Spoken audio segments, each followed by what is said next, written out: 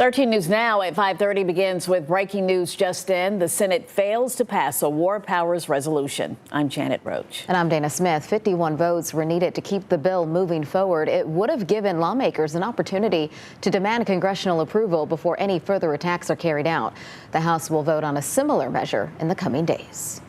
U.S. strikes on Iran have injected more instability into the U.S. economy. And while skyrocketing crude oil prices have pushed gas prices higher, the pumps aren't the only place consumers could feel a squeeze. Karin Caifa explains how an extended conflict could impact households. Economists say the impact of the Iran war on the U.S. economy will depend upon how long it lasts. If instead of 4 weeks, we're talking about 4 months or longer, very different discussion. So duration is key to economic impact. The conflict in the Middle East has sent crude oil prices soaring, a spike playing out at the gas pumps this week.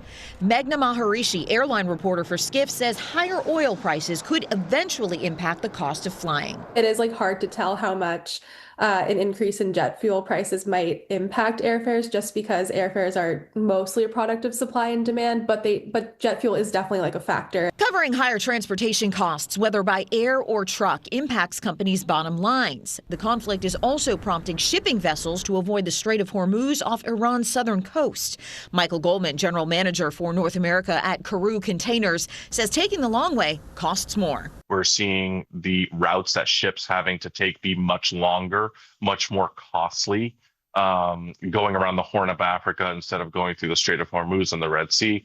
And we're definitely seeing cost increases to the carriers to make those journeys. Uncertainty about whether companies will increase the price of their goods and boost inflation may encourage the Federal Reserve to keep interest rates steady, delaying relief to American consumers collectively carrying record household debt from higher mortgage, credit card, and auto loan balances. In Washington, I'm Karin Caifa.